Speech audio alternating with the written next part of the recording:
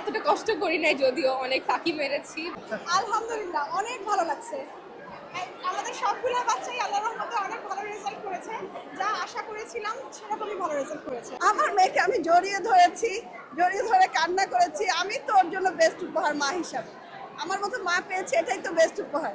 এটা হচ্ছে আমার মা এবং বাবা সর্বপ্রথম, এরপরে হচ্ছে আমার দাদি এবং আমার দাদাও আসে। আমার দাদা মারা গিয়েছেন অনেক আগে, বাট সে আমাদের জন্য অনেক কিছু করে গেছে, তো হচ্ছে সেটার আমি কখনই ভুলতে পারবো না। আর আমার মা বাবা হচ্ছে সবসময় আমাদের পিছনে লেগে থেকেছে এবং হচ্ছে সবসময় ট্রাই করেছে যে আমরা এগিয়ে যাই, আমার ভাই আর আমি। তো হচ্ছে আমরা ফুলফিল করার ট্রাই করছি মাদের স্বপ্ন, আমার মা বাবার স্বপ্ন। তো কতটুকু পেরেছি জানি না, কিন্তু আলহামদুলিল্লাহ অনেক ভালো রেজাল্ট হয়েছে।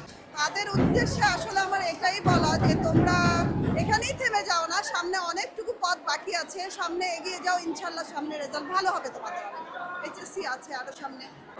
আলহামদুলিল্লাহ ভালো করেছি, জিপি5 পেয়েছি, গোল্ডেন A+। প্রথমে কাকে জানিয়েছেন? আমার মাকে জানিয়েছি। কি বলেছে?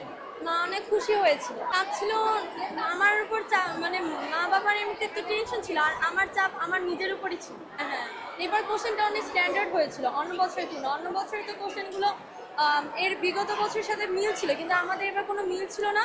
আর বইয়ের খুঁটিনাটি থেকে প্রশ্নগুলো হয়েছে না। পরীক্ষা দেওয়ার পর এমনিতে টেনশন ওরকম ছিলাম না, কিন্তু যখন রেজাল্টটা দেবে সরকার এরকম ঘোষণা করে, তারপর থেকে টেনশনে ছিলাম।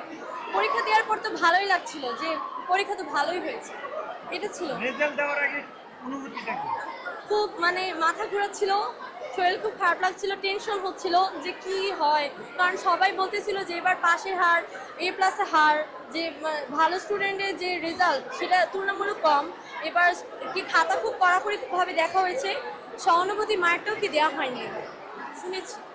তো কম বেশি অনেক হয়েছে, পরীক্ষার প্রেশার ছিল সবকিছু, তবু আমাদের এবার টাইম আরও বেশি দেওয়া হয়েছিল, প্রিপারেশনও ভাবেই নেওয়া হয়েছে। আলহামদুলিল্লাহ ভালোই হয়েছে, যেরকম এক্সপেক্ট করেছিলাম সেরকমই পেয়েছি।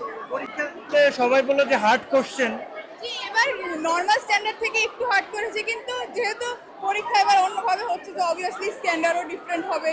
তো এই আলহামদুলিল্লাহ রেজাল্টের আগ মুহূর্তে কি করেছেন?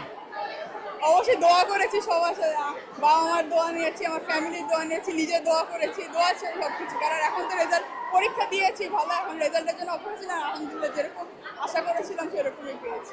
আমার সব কিছুতে, আমার আনা নেওয়া, পড়াশোনা, সব কিছু, টিচার, সব কিছুতে আমার মাই সব কিছু ছিল। আমার মা আর বাবাই জেনেছে। অবশ্যই আলহামদুলিল্লাহ খুশি হয়েছে, কংগ্রেচুলেশন যে এতদিনের কষ্ট সফল হয়েছে। হ্যাঁ, যতটুকু প্রত্যাশা ছিল আলহামদুলিল্লাহ ভালো হয়েছে। না, আমার ফ্যামিলি থেকে কোনো চাপ ছিল না। আমার পাপা অনেক চিল গায়, তো হচ্ছে কখনো কিছু বলে নাই আর কি। প্রথমে কাকে জানিয়েছেন? প্রথমে হচ্ছে পাপা মাম্মি, ওরাই তো জেনেছিল অফকোর্স। খুশি হয়েছে কারণ ওরা মানে এতটাও জিনিসটা যে ওরা এত প্রেশারাইজ করে নাই কখনো। কি মেরে আসলে ডিপেন্ড করে আর কি লাস্ট মোমেন্টে এসে যার যার স্ট্র্যাটেজি। হ্যাঁ, তারপর আমারটা অনেকটা জানি না, আমি ফাঁকি মেরেছি অনেক আসলে। তারপর একটা কেভাবে যেন চলে আসছে আর মিরাক্কেল। কি ফাঁকি মারতেন? হ্যাঁ, রাত জেগে মোবাইল দেখতাম আর কি, আর পড়ার সময় বসে থাকতাম টেবিলে, এতটুকুই।